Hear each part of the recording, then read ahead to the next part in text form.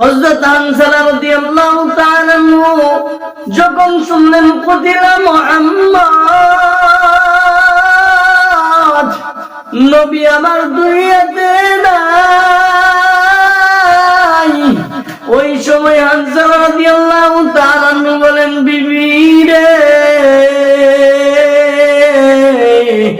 যে দুনিয়াতে নবী নাই ওই দুনিয়াতে আমি থাকতে চাই না। আমার হাতে তরবারি দাও, আমি উহুদের যুদ্ধে চলে যাব।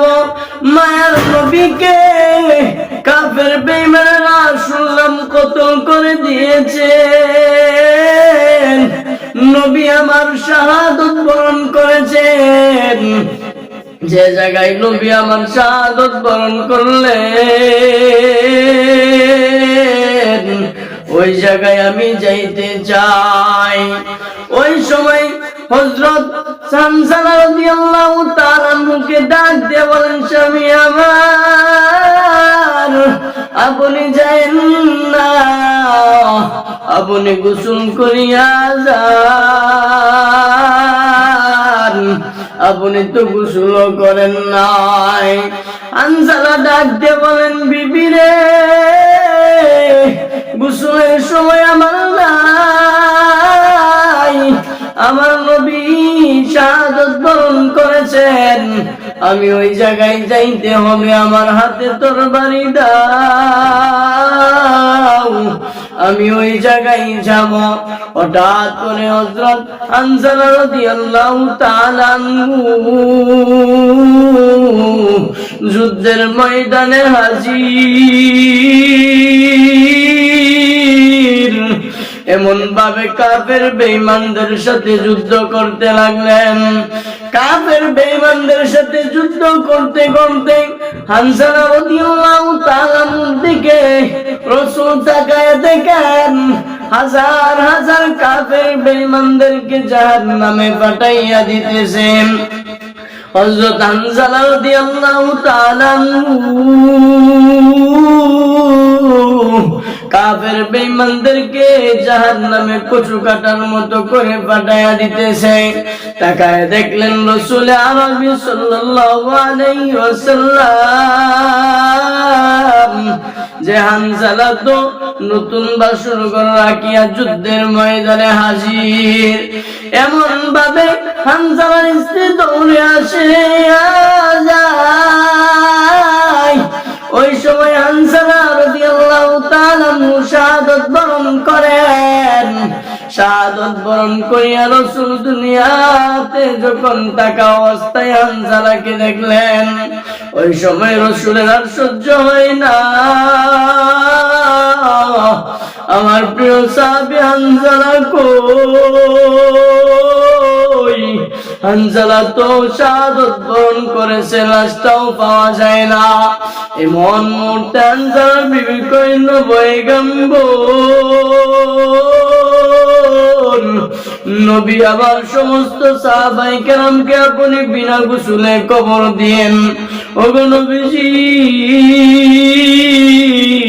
কিন্তু হানজালাকে বিনা গোসলে কবর দিবেন না।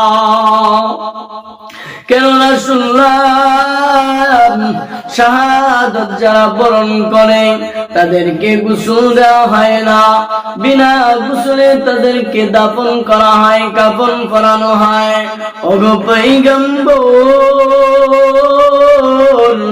আমার হানজালা তো বাসর থেকে আসলো, উনি তো গোসল করেন নাই গো নবীজি, উনাকে আপনি গোসল করাইয়া এরপরে আপনি তাকে আপন কবরস্থান করবেন গো নবী। হঠাৎ করে তাকায় দেখে হানজালার লাশটা পাওয়া যায় না।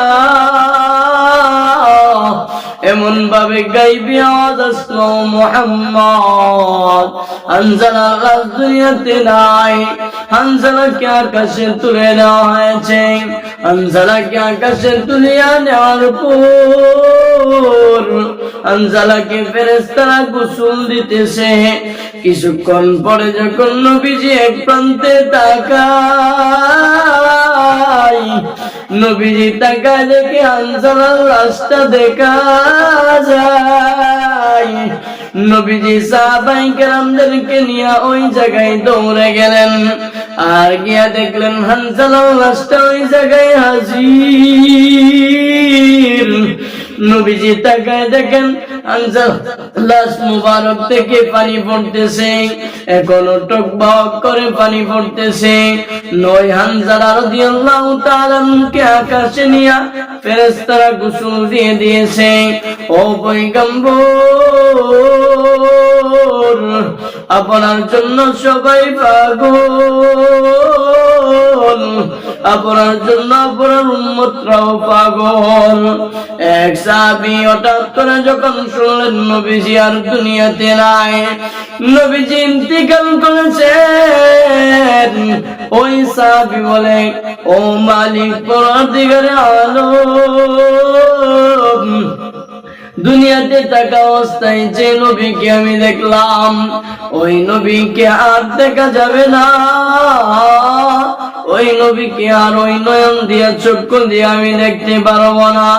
ও আল্লাহ, যে চক্ষু দিয়া নবীকে দেখলাম, ওই চক্ষু দিয়ে আর কি নবীকে দেখা যাবে না। ওই চক্ষু আমার প্রয়োজন নাই, ওই চক্ষুর দৃষ্টি তুমি ফিরিয়ে নাও। সাথে সাথে ওই সাহাবী অন্ধ হয়ে গেল। ওরে দুনিয়ার মুসলমান, সাহাবায়ে কেরাম নবীর জন্য জীবন দিয়ে দিয়েছেন। এক মহিলা সাহাবী একদিন হঠাৎ করে নবীর কাছে একটি ছোট বাচ্চা নিয়ে হাজির। ওই সময় রাসূলের কাছে বলতেছে, ও পয়গম্বর, নবী আমার ওই বাচ্চাটাকে আপনি যুদ্ধের ময়দানে নিয়ে যান। নবীজি বলেন, ওই বাচ্চাটাকে যুদ্ধের ময়দানে নিয়ে কি করব? বলেন, নবী গো, কাফের বেঈমানরা যখন আপনার গায়ে তীর মারবে, তীর যখন কাফের বেঈমানরা নিক্ষেপ করবে, এমন সময় নবী গো, আপনি আমার বাচ্চাটাকে এই তীরের সামনে ধরে দিবেন। বাচ্চাটার শরীরে তীরগুলো বিঁধবে, বাচ্চাটা শহীদ হয়ে যাবে গো নবী। আর বাচ্চার মা হিসাবে আমি শহীদের মা হয়ে যাব। বাচ্চাটা আপনার জন্য জান যদি দিতে পারে, দুনিয়াতে এর চাইতে আর বড় চাওয়া আর কি থাকতে পারে? ও উম্মতের দল, যে নবীর জন্য সাহাবায়ে কেরাম জীবন দিতেন, আর ওই নবীজিকে আমরা দেখলাম না, ওই নবীজিকে পাইলাম না, কিন্তু ওই নবীজির অনুসরণ করতে পারি। আল্লাহ রাব্বুল আলামিন বলেন, কুল ইন কুনতুম তুহিব্বুনাল্লাহ ফাত্তাবিউনি ইউহিব্বুকুমুল্লাহ ওয়া ইয়াগফির লাকুম যুনুবাকুম ওয়াল্লাহু গফুরুর রাহিম। আল্লাহু আকবার।